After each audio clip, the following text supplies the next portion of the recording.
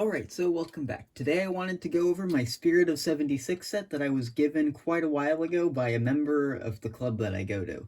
So I'm just going to get into this, and I'm going to do the opposite of the normal thing. I'm going to go from the back of the train to the front, and I will start with the caboose, which is a typical Tyco Spirit of 76 caboose. And this one has already been upgraded to metal wheels. The couplers do need work. This one is still as I got it. It's just a truck-mounted, I believe, Easy Mate, and on the front I have added an actual Katy. I've also done a lot more work to this car. You can kind of see that I added some weight in there, so it should be at the correct weight now. I haven't checked it in a while. I added a new ladder on the front since the other one had broken off, and I also just cleaned it all up. I also put new windows in the caboose too, so it might be a little hard to tell, but there are actual windows in there. Most of the Tyco cabooses did not come with them. I was considering putting in marker lights, but I did not see an easy way with the Tyco truck design that I could put any in there. So I'll set this aside, and I'll grab the next piece of the train. Alright, so next up, to go with the Tyco caboose, we have a Spirit of 76 boxcar. I believe they made a few different versions of the boxcar. This one's the Paul Revere Ride one, and this car has also had some modifications. It's harder to see on this, but I have added weight to this to the proper standards.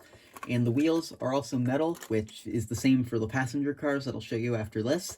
And these couplers I did actually upgrade, and I do still need to work on them a little bit because they aren't the greatest, and I'm low on KDs. I need to order some when I can afford to, which is the theme with a lot of my projects right now. It's also missing a brake wheel here that I need to add at some point, and if you couldn't tell, some of these wheels are actually mismatched. 3 of them have metal axles, and then this one over here has a random plastic axle, which, again, can't really deal with right now, but it is something I will need to work on in the future. So, I'll grab the passenger car portion of the set next, and we'll go through those 3 cars one by one. Before I go over the passenger cars individually, I just want to mention 2 things. This box is not the original box they came in, and I'm just going to show you that now.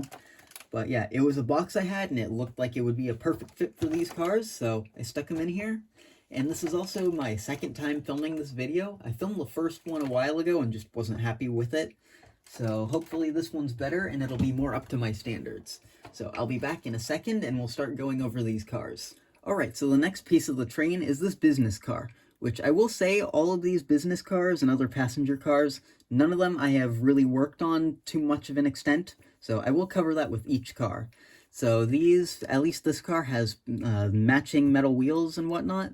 Some of the stuff I haven't done yet are deal with these coupler boxes. This is a Roundhouse car, like the other 2 I will show you soon, and I'm not really a big fan of their coupler box. This one, I do not think I did, but the lid has been replaced with a Katy, and it's on backwards, which is a simple thing I need to fix. And this one, the lid's just kind of loose, which kind of happens with these if you want to get the coupler to spin right. And yeah, if you have it on too tight, the coupler just won't do this. And I think the only other thing I have done to this is I had to glue this piece on here back on because it had fallen off.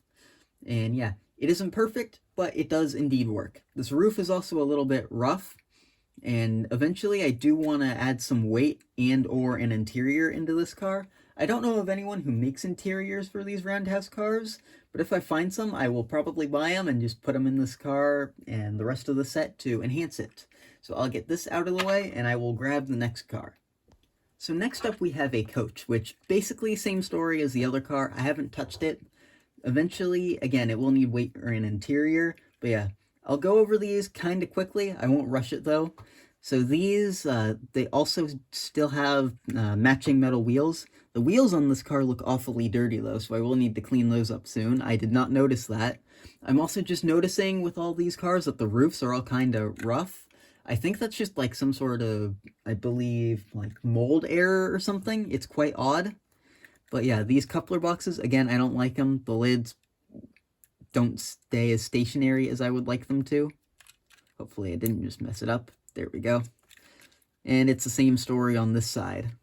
So I'm not too happy with the design of the couplers on Roundhouse cars, but they aren't terrible kits.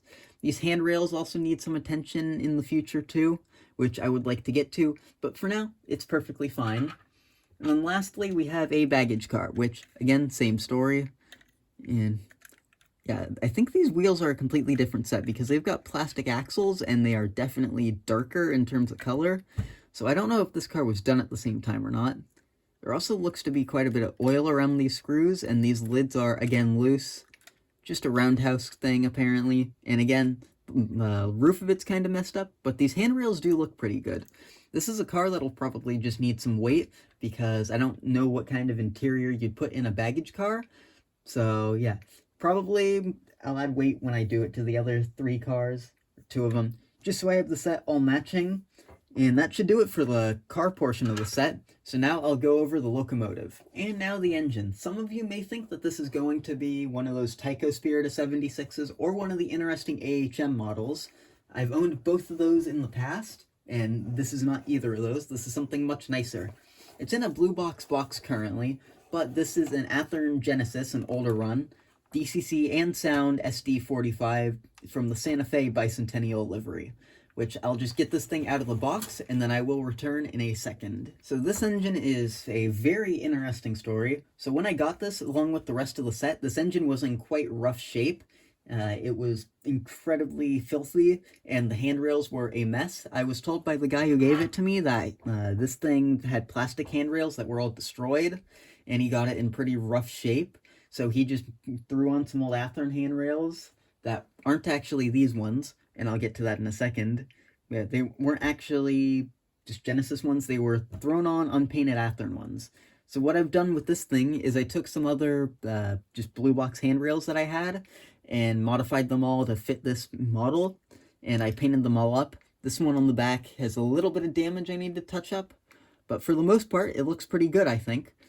It also has some issues with the sound. The decoder kind of sort of just decides to play sound whenever it wants to, and the speaker's a bit odd, so I don't know if I'll just need to replace the decoder or just the speaker or both, but that'll be another eventuality for when I can afford to do so.